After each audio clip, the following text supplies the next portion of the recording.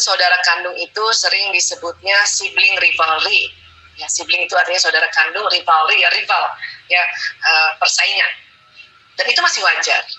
Ya, nah, pada saat anak bertengkar atau bersaing itu adalah satu momentum untuk anak-anak juga ya belajar untuk satu mempertahankan haknya, kedua mencari problem solving dari konflik ini. Itu sebetulnya. Jadi masukkan dulu di otak kita para orang tua terutama bunda bahwa sibling rivalry itu wajar. Sibling rivalry itu ya masih dalam batas normal. Sibling rivalry itu malah momentum untuk belajar. Ya, wajar dan belajar. Ya. Nah, yang jadi masalah kalau justru kitanya orang tua yang panik. Satu, kedua kita membanding-bandingkan, itu yang harus dihindari. Tipsnya bagaimana?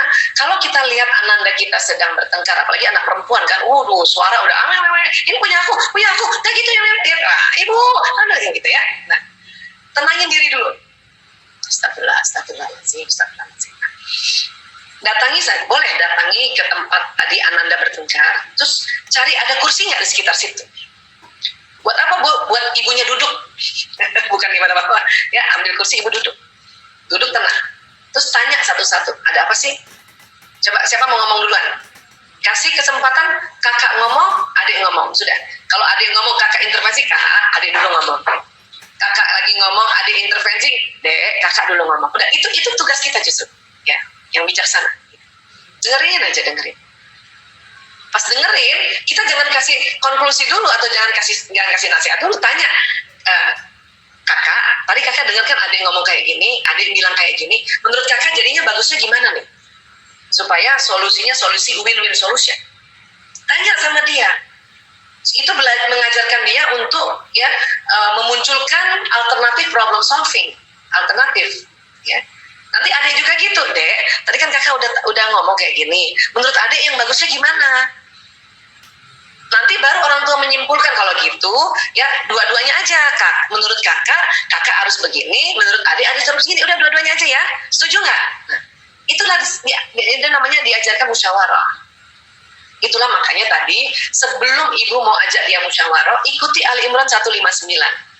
Ibu tenang, istighfar, mohon ya Allah, mohon rahmatmu ya Allah. Terus maafkan, ya Allah saya maafkan kakak adik ini ya Allah. Sebut namanya satu-satu, ya Allah saya maafkan kakaknya ini, si Fulana binti Fulan, adiknya Fulana binti Fulan ya Allah. Terus ampuni mereka, ya Allah ampuni anak-anakku ini ya Allah. Sebut lagi namanya. Baru ibu datang tadi untuk musyawarah, cari kursi, duduk. Jangan berdiri. Kalau berdiri ibu tambah marah, duduk. Kata Nabi kalau lagi marah, berdiri itu tambah marah, jadi suruh duduk. Suruh duduk.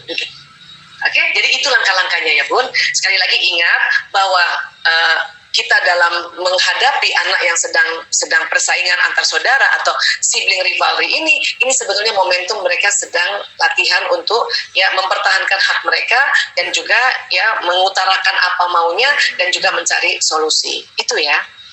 Karena kalau ada orang tua menganggap saudara bertengkar tuh, "Kak bagus saudara bertengkar, jangan kayak gitu."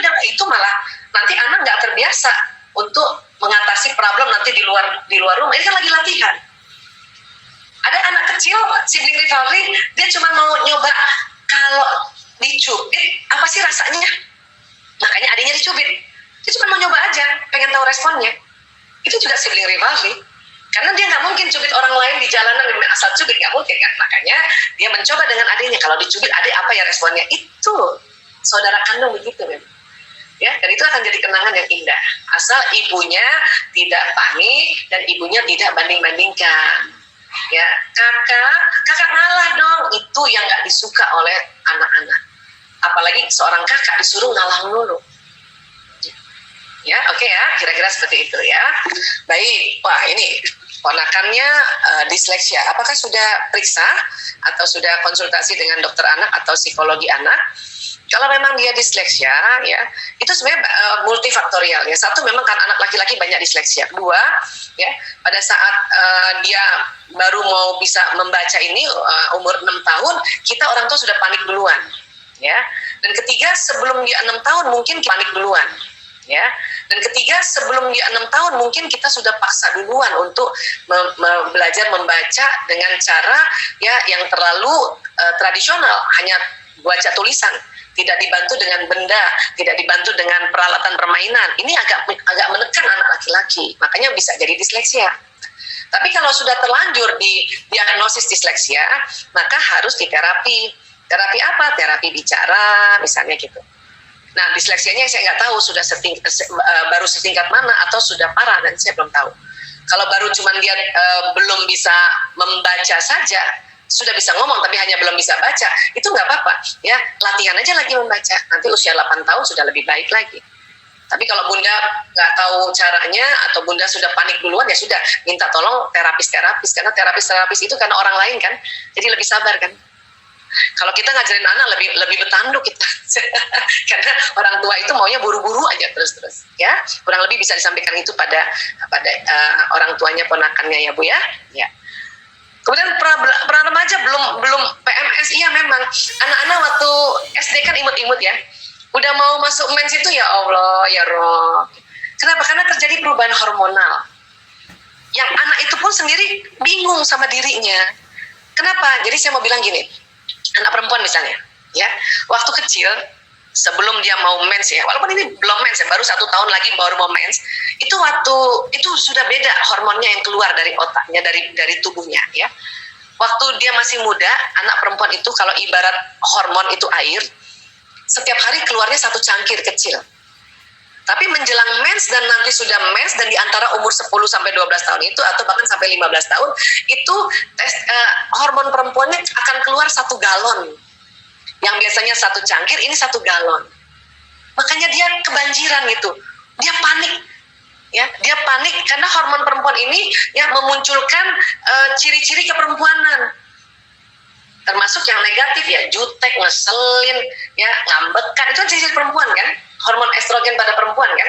Makanya kalau ibu hamil kan estrogennya tinggi, makanya ibu hamil kan jutek, muntah-muntah, cepat tersinggung. Nah, terjadi pada anak perempuan kita yang mau mens atau bahkan sudah mens antara 10-12 tahun, bahkan sampai 15 tahun. Ya. Dan ini harus diterima dengan caranya belajar. Oh, kayak gitu. Berarti bukan anak saya saja. Karena kalau bunda nggak mau terima dengan kondisi ini, anak kita kecil terus dong, kan nggak mungkin, malah nggak normal. Ya, nah setelah tahu makanya kita tenang. Sekali lagi, kalau ibunya tenang, anaknya 3 kali tenang. Oke. Nah, sekarang bagaimana mensiasatinya Bu Aisyah? Kalau nanti apalagi dia mau mens, maka kalau punya anak perempuan, catat siklus menstruasinya pada saat dia sudah mens pertama itu, catat. Mungkin 1 tahun pertama agak berubah, dia punya menstruasi mungkin 2 bulan sekali ya. Tapi kalau nanti sudah mulai teratur, itu kurang lebih antara 28 hari sekali, 26 hari sekali, 30 hari baru mens gitu. Catat. Taruh di agenda. Apa yang dicatat? Mens pertamanya aja. Hari mens pertama waktu dia keluar merah itu catat, bikin lingkaran di kalender. Ya. Nanti mens berikutnya catat. Nanti hitung berapa siklus jarak antara mens yang pertama bulan lalu dengan bulan yang sekarang. Nah, hitung. Oh, kurang lebih 28 hari. Maka kita mulai hitung kalau dia mensnya ya hari ini misalnya ya tanggal 12 ya, maka kita itu mulai tanggal 12 ini 28 hari ke depan kira-kira tanggal berapa dia mens. 4 hari sebelum dia mens, perkiraan mens itu udah nggak enak perasaan anak-anak. Udah nggak enak. Hormon estrogen, progesteron yang tadinya 1 galon ini malah kurang banget. Itu makanya jadi galau anak perempuan. Termasuk kita perempuan kalau mau mens. Cuman bedanya kita karena sudah mulai lebih sering atau sudah lama mengatasi perasaan itu sudah lebih dewasa. Kalau anak yang baru pertama mens, baru tahun pertama kan dia baru 1 tahun bingung terhadap badannya. Makanya tadi imut-imut dia nggak mikirkan soal mens, dia nggak mikirkan soal perasaan. Ini sekarang dia mikirkan soal menstruasi, soal perasaan dan sebagainya. Sifat perempuannya muncul. Ya, nah makanya catat. Saya mau kasih tahu. Pantang nasihati atau kasih masukan atau kritik anak perempuan pada saat dia mau mens atau lagi mens hari pertama sampai hari kelima. Jadi katakanlah misalnya dia pramenstruasi sekitar 4 hari. Mens hari pertama sampai kelima itu kurang lebih 9 hari. Pokoknya ada 10 hari. Pada saat seperti itu, bunda nggak usah ngeritik dia, nggak usah kasih nasihat, nggak usah kasih arahan-arahan. Tunda sampai masa subur.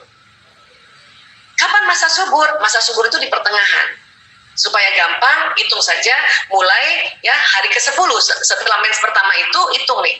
hari ini mens di tanggal 12, maka ya mulai tuh 10 hari ke depan itu sudah mulai masuk masa subur. Nanti pik-piknya sekitar hari ke-14-nya.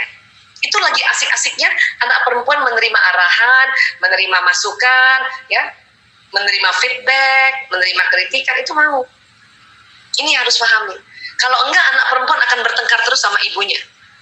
Banyak sekali kasus-kasus anak perempuan benci ibunya pada saat dia remaja. Kenapa? Karena si ibu kan udah mulai ketakutan nih, anaknya mens. Jadi banyak nasihatnya, hampir setiap hari nasehatin. Pas dinasehatin, dia masa premenstruasi sindrom dan lagi mens. Makanya dia menolak. Karena dia menolak, ibunya tersinggung, kita marah, dia tambah marah. Nah, itu yang terjadi. Akhirnya memori mereka pada saat mereka masa remaja atau pra-remaja itu terjadi luka atau terjadi hal yang negatif. Makanya kesel banget sama ibunya. Saya kalau lagi terapi orang-orang ya, yang udah ibu-ibu nih misalnya, kemudian kita terapi, biasanya di terapi memori remajanya itu keselnya sama ibunya. Gara-gara itu sebetulnya. Ya, jadi sekali lagi para bunda yang punya anak perempuan dan sekarang sudah mulai masuk usia ya 9, 10 dan 11 tahun, 12 tahun, ya harus bikin siklus dan harus sama-sama ngasih tahu, nak, kalau kamu mens kamu kasih tahu ibu ya. Dan nak, kalau mau mens itu nggak enak perasaan. Jadi kalau kamu galau, bunda gelisah, nggak tahu karena kenapa, itu karena mau mens. Dengan kamu tahu karena mau mens, kamu akan jauh lebih tenang. Ya, nah, oke. Nah, kalau anak laki-laki bagaimana? Anak laki-laki juga terjadi lonjakan hormon. Yang tadinya testosteronnya cuma 1 gelas aja, ini 1 galon. Dan anak laki-laki menjadi 1 galon hormon testosteronnya pada saat 3 minggu sekali. Ada yang 2 minggu sekali, 3 minggu sekali. Maksudnya apa Bu Aisyah? Punten, maaf. Organ reproduksi yang namanya testis, atau kalau bahasa awamnya biji, itu kalau anak laki-laki sudah mimpi basah pertama, maka setelah mimpi basah itu 2 pekan sekali atau 3 pekan sekali dia mimpi basah lagi. Karena testisnya penuh sperma. Pada saat mau mimpi basah itu gelisah, itu bisa 2 hari, 3 hari itu gelisah. Jadi kayak laki-laki banget, ya. Kalau terlalu ditekan-tekan, ngamuk. Laki-laki kan gitu. Testosteron kan salah satu sifat testosteron ada agresif, ya. Dan bahkan dia bisa lebih agresif dari ayahnya, karena ayahnya mungkin testosteronnya udah mulai turun. Ini laki-laki baru lagi nanjak kayak gitu. Butuh tidur 10 sampai 12 jam, ya. Kalau bunda nggak ngerti otak laki-laki, kita desak terus, nak makan, iya bun, nanti, nak, iya bun. Itu laki-laki suka kaget, kenapa sih kayak gini ya? Dia kaget. Apalagi suaranya sudah membesar, dia kadang-kadang kaget, kenapa sih kayak gini ya? Bunda kalau nggak paham cepat tersinggung. Ingat, kalau bunda tersinggung, anak 3 kali tersinggung. Ya, jadi maka fahamilah masa-masa pra-remaja ini, ya. Tipsnya adalah itu tadi, mulailah sering menghitung. Bahkan anak laki juga gitu. Nah, kalau kamu mimpi basah kasih tahu ibu ya. Gimana Bu ciri-cirinya? Ajarin. Ya, mungkin di sekolah udah diajarkan, tapi di rumah harus diajarin lagi.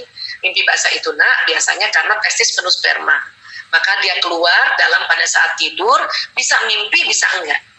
Mimpi apa sih, Bun? Mimpi erotik namanya, mimpi erotik. Bilang aja sama anak-anak, mimpi kamu ada perempuan di samping kamu peluk dia. Atau kamu cium dia. Ya, itu mimpinya kayak gitu, kasih tahu gitu. Karena nanti makin besar makin paham ya. Karena kadang-kadang mimpinya mimpi bersenggama ya. Ya.